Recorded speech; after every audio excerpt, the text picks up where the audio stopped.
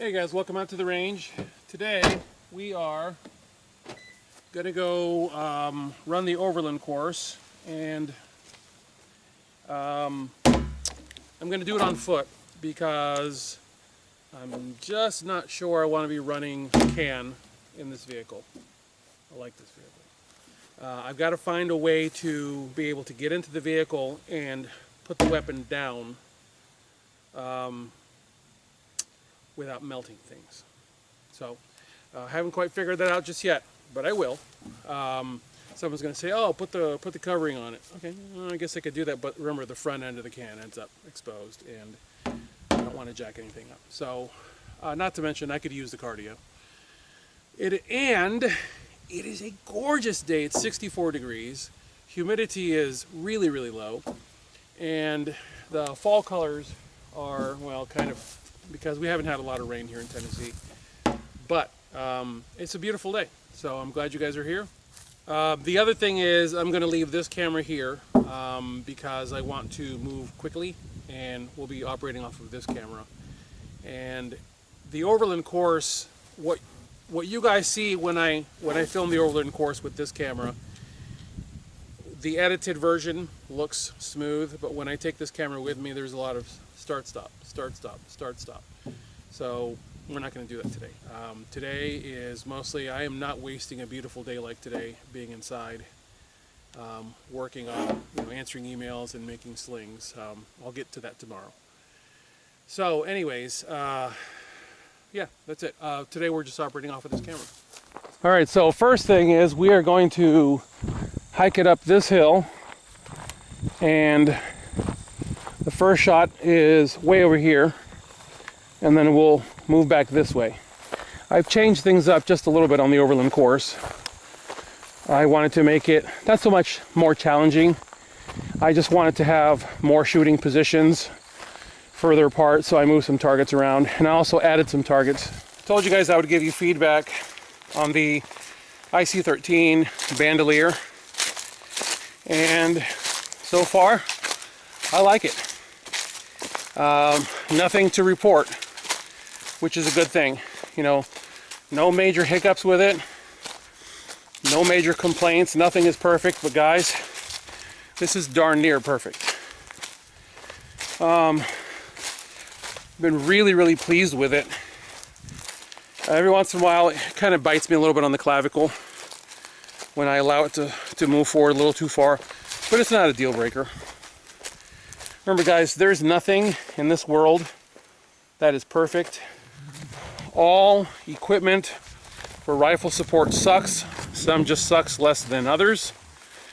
And the IC-13 bandolier sucks infinitely less than others. Understand that is not a derogatory statement. That is a statement born from experience. Because the fact is, the ideal fighting rig is one you're not wearing. It just doesn't exist. So anyways, we'll get set up for the first shot and then go. I know that some of you are stumbling on this video for the first time, or stumbling on my channel for the first time, so I guess I should probably tell you about this rifle. This is an 11.5 with a Superlative Arms gas block. Gemtech SOCOM, which is Inconel and Inconel and stainless with an infrared coating on it. An INFORCE WML, MBUS Pro backup sights, torqued to 30 inch-pounds exactly. Aim surplus nickel bar and bolt carrier group. Magpul. Bravo Company manufacturing panels on a KMR 10-inch BCM handguard, Tier 1 Citizen 2-point sling, Ballistic Advantage 1 and 7 twist. I believe this is a Hansen barrel.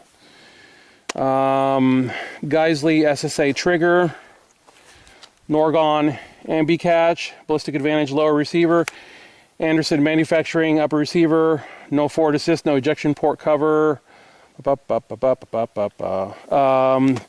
BCM Gunfighter ambi charging handle. Let's see here, Scalar Works low mount for the Trijicon RMR. I think that's it, isn't it? Yeah, I think that's it. And so, let's get to it. So today, everything's going to be 2 shots and 2 shots only.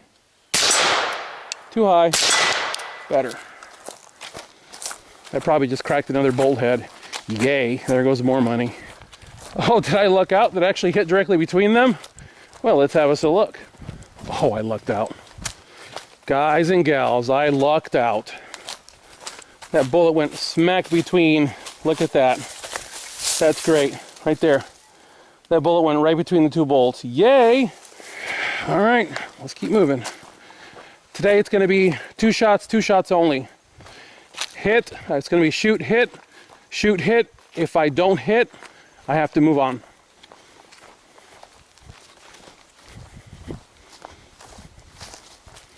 All right, this target is a new target that I've set up downrange, and all you're going to get out of this guy is going to be a piece. Just a sliver between the trees. I don't know if this camera can pick it up, but I've got this tree, I've got a tree here, and a tree a little further downrange. So all I had on this guy was roughly center, slightly right of his chest, but those are good. Those are 2 good hits, about maybe 2.5, maybe 3 inches apart. From this position to rotation, look at that. Those shots are contacting one another. I love suppressed rifles.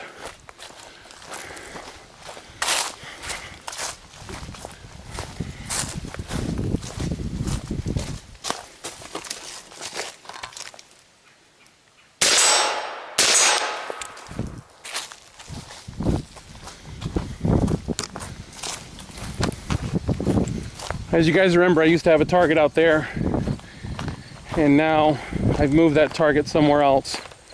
This is where we began, over by the vehicle. Now that I'm a 4Runner owner, I find it interesting that the vehicle looks so much like the old school Land Cruiser. I don't think that was by accident. I think that was by design. All right, roughly a 25-yard hostage taker shot.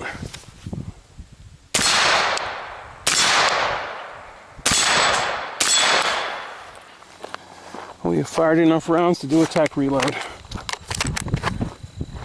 This partial mag I'll stick in my pocket and remember to draw from it later if I need to.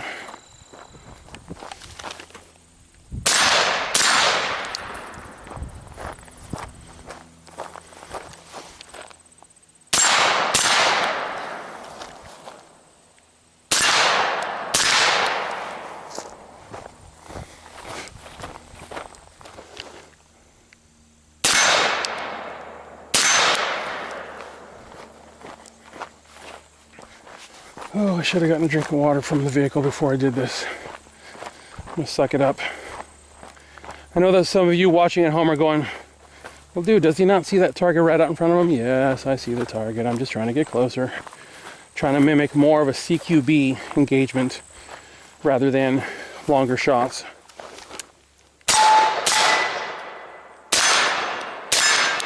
That's the other reason I wanted to get close, because I wanted to show you guys this guy right here is meant to suck you in, and then you end up missing that guy. You guys have heard me say this before. I like shooting suppressed rifles, and I don't like shooting suppressed rifles. I like shooting suppressed rifles because the boom and the bang and the recoil, or at least a lot of it, is eaten up by the can.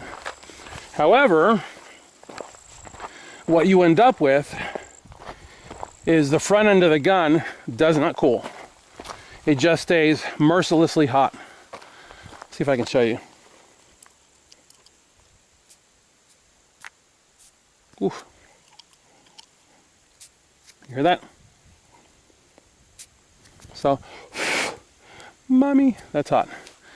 So, with those casual number of rounds that I've fired, I've actually gotten this can really hot. And here's how that works. People like to dump mags. They want to test something, so they dump a bunch of mags. if I remember correctly, the SOCOM trials were 1 round per second.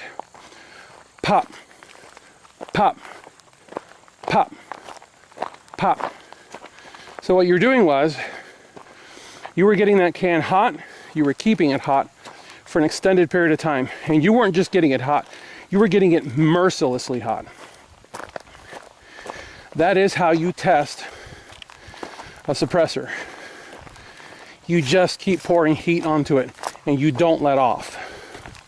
That's what Gemtech did with their cans. This can, by what I was told from Gemtech, this can won the SOCOM trials many years ago. Now sure, there are quieter cans on the market now. Whatever.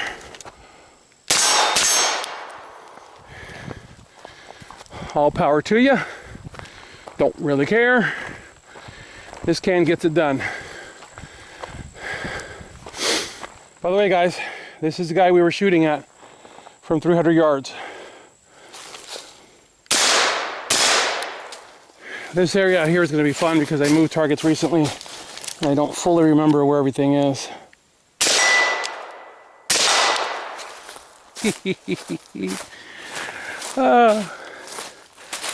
I love hitting steel.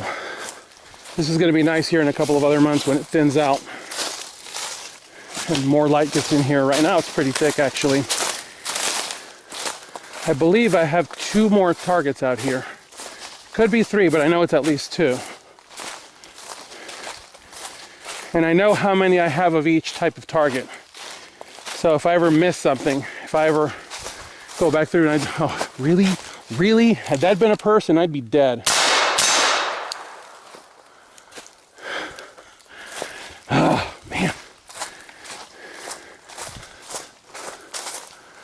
There's one in the distance. Might as well go for it.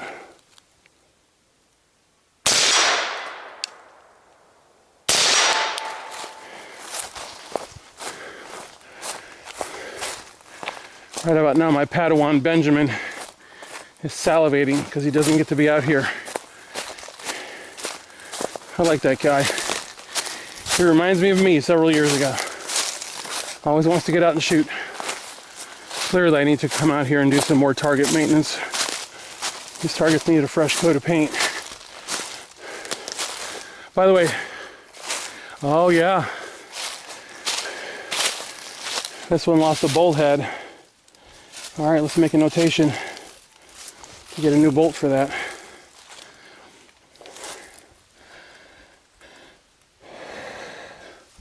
The reason this matters is if a bullet were to hit this area and if it didn't hit dead center on the remainder of the bolt, because basically this head was sheared off on this side. If I start dinging the edges, I start crimping that metal in, and that bolt will no longer pass through cleanly. So that bolt head is laying around here somewhere. And but yeah, I need to get some maintenance done on that. I think today's hits are there and there.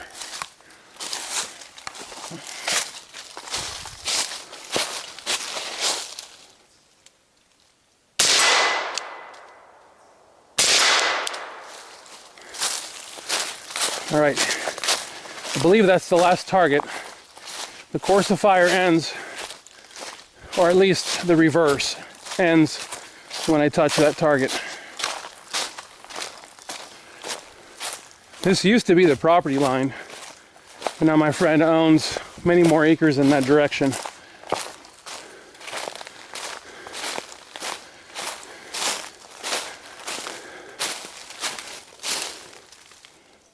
Yeah, there's another bolt that's pretty much shot. No pun intended. It's actually wobbling as I touch it. So this one's going to need maintenance too.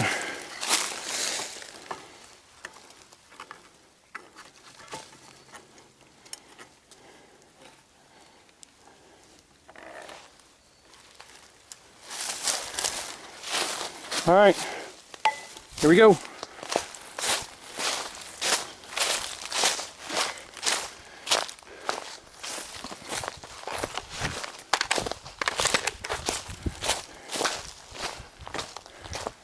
At this point, I've just put my last fresh mag in the gun.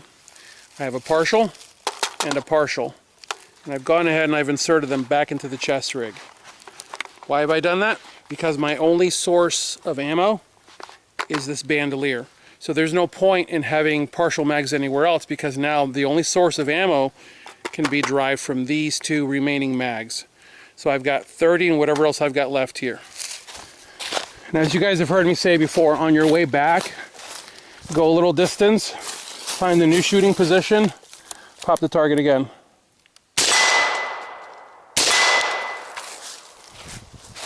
And I know that I'm not shooting as fast as some of you would want me to shoot, but here's the difference between me and some other people on the interwebs. I pay attention, well, that's not a fair statement, because other people pay attention too. I treat every target as a fail zero target. I mean, like, every time I pull the trigger, having been a cop, I'm cognizant of the fact that I just walked through a spider web. Wow. I'm cognizant of the fact that every time you pull the trigger, you're launching, see, I just walked right past another target. You're launching a round down range, and it has an attorney attached to it. So every time I pull the trigger, you know, let's go for the long one. Every time I pull the trigger, I must be absolutely certain that I will not miss.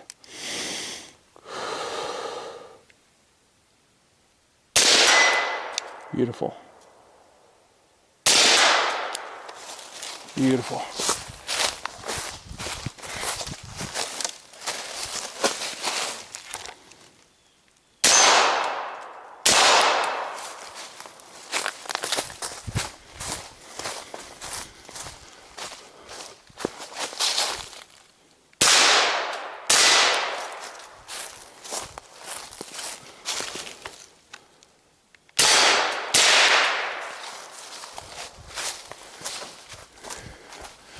You'll notice that I'm not shooting to lock back. I always avoid shooting to lock back. Load when you want to, not when you have to. So, whenever possible, get a fresh mag in, or even if it's a partial one that has more ammo than the one that previously was in the gun. At this point, I'm getting low because I've touched each one of my 3 mags.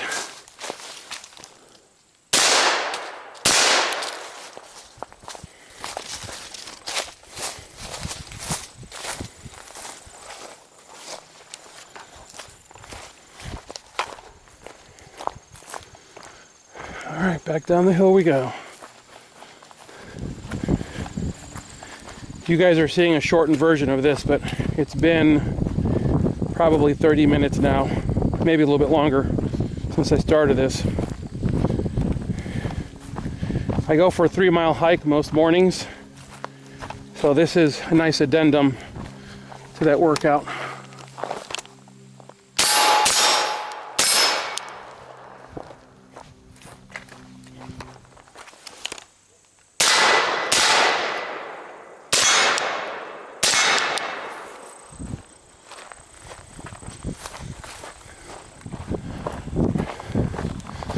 Hoping at a pretty fast pace because I want my heart rate to be up when I get to the top here for the 300-yard shot, which is what I'm going to call the last shot of the day.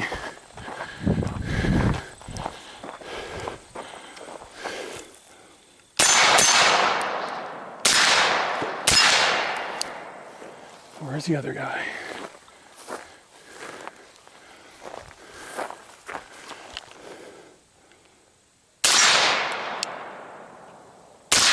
Oh, that was a miss.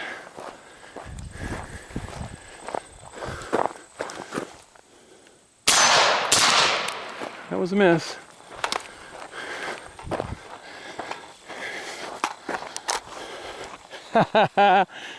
Oh, that means I have 1 round left in the gun.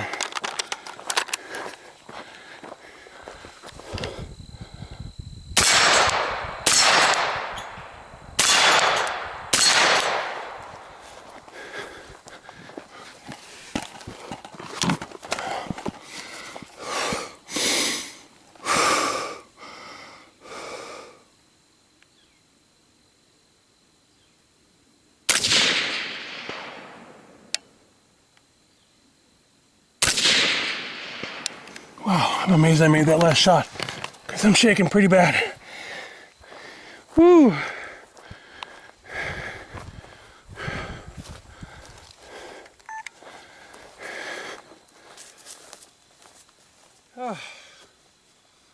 Oh man. Alright. That gun is toasty. I can smell it.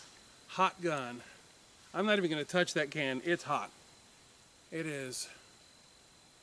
Woo-wee, that's hot. We're going to lay that right there. Here's what you do when you're cooling a can. You can put your gun this way. And convective cooling. The heat drags hot air up and through the can. But if I remember correctly, the literature on this says hang your gun this way and let it cool this way so that the gun doesn't, how's that go? So that the gun is less likely to draw in humidity. And I think it has to do with the fact that this way it's dragging in less mass of air from the inside of the gas system, which is going to be barrel and gas tube. So by hanging it this way, it cools faster. You can lay it on the ground if you want. Just don't.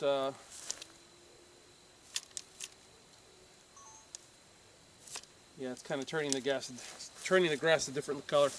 Just if you're going to lay a gun on the ground, lay it between something. So, you know, like this, lay it down between something so that the gun doesn't get run over by a vehicle. Never ever lean your gun against a vehicle unless you have a steel bumper, because these polymer bumpers, yeah, that's hard polymer. These polymer bumpers will melt. Several years ago, I was out of class and I had a rifle with me. I think it was a Mark 18, I can't remember. And I made it a point, I've always made it a point to share as much as I can with people. And so I had the gun laid out for people to shoot. And so people were just like lining up, buzzing. It was also a machine gun, so people were enjoying that. And they were just lining up and buzzing rounds through it. And one of the guys finished, and he says, what do you want me to do with it? I said, just lay it there in the bed of the truck. So the guy takes the rifle, and he just slides it into the bed of the truck like this. And it ended up laying on an object. And the can, it wasn't this one, but the can, which was so hot, slowly ate into the line X of the truck. And one of the guys goes, hey man, your truck's on fire. And I turn around and I look in the distance, probably 15 yards away, and I see coming out of the bed of the truck. And I ran over and I grabbed the gun and I pulled it, and it just strung off. And I ended up laying the excuse me, the gun down on the ground and poured water on the area of the truck to make sure that it wasn't on fire. And it wasn't, but it actually ate right into that line X. So these suppressors are mercilessly hot. So don't be lackadaisical about where you put them when they're hot, because they will cause a lot of damage. So there you go, guys. Thank you so much for coming out with me today to run the Overland course. This is a course that's a lot of fun. You guys have seen me run it many times before, and it's one that I really like sharing with people whenever I can. It takes you 45 minutes of pretty quick, you guys saw the pace I was keeping, pretty quick walking to cover this course, and it could be way larger than what it is, but I choose to keep things mostly in that direction, because there's a massive subdivision a mile or so in that direction, and even though there's far more foliage than necessary to stop bullets, I don't want to risk anything, so barrels point that way. So anyways, that's what I have for you guys today. Thank you so much for watching this video. Thank you so much for your sling purchases and for your donations that keep my channel independent of corporate intrusion. It matters, guys, because this is what I do for a living, and I share knowledge with you guys unfettered and completely free from corporate intrusion. And I've said this before, but I repeat it often. The only corporate support I get is from Trigicon every once in a while. And you notice I don't have the brand new RMR version. Okay, I'm still running off of old school legacy RMRs. what I'm getting at is the last time I got anything from Trijicon was 2.5 years ago, probably longer than that. Actually, no, I'm sorry, yeah. Almost 3 years ago was the last time I got anything from Trijicon. Not because they're stingy, but because I haven't asked. So, Trijicon is my go-to choice. This optic is one that I actually paid for myself. Once I find something I like, I'll buy it. I will spend my hard-earned money and I will buy it. So, it's important that you guys understand that when you come to this channel, you're getting information that comes from the heart, that comes from testing stuff, comes from jamming things into trees and dragging stuff on the ground and not abusing things, just living with things. So, yeah, that's what I have for you guys today. As always, God bless you all. Get those guns out and practice. Have a good one.